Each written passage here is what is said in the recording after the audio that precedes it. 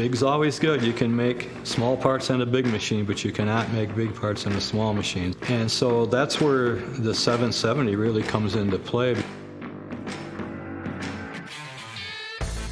When the printer showed up on our dock, it was kind of like everybody was kind of excited and waiting for it.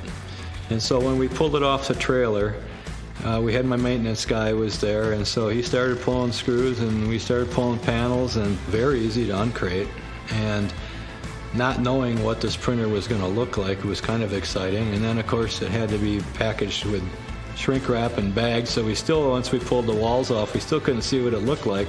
But once we got the shrink wrap off, it's unbelievably, this is crazy to think, pretty machine. It's a very handsome looking machine. So I was kind of excited to see just how nice it is, and I'd heard through people that you're going to really like this thing, so that was kind of cool. And it rolled very easily, so we were able to put it in place quite easily, and we plugged it in and powered it up, and boom, popped right off. As much as we've run FDMs previously, there's always little things that you think you know that you don't know, and having particularly an applications guy on site, he's worked with this thing from pretty much the ground up. He knows all the nuts and bolts, and gave us some insight into some things to be looking for and what to be watching for. So I think that stuff's all very invaluable. I've had a little introduction into GrabCAD previously, and I've seen major advances in that software since I used it last. I've now seen some of the things in Insight now being introduced into GrabCAD. Everything about it seems like it's very, very user-friendly. Loading material was extremely simple. Changing heads was extremely simple.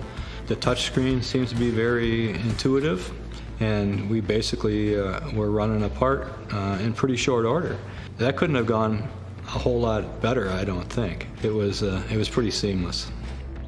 That big part was phenomenal. There were some features on that were built vertically that had holes in them. They're like bosses, and the holes seemed to be very concentric, very true, and that was kind of exciting. So yeah, I think the quality of what I've seen so far looks outstanding.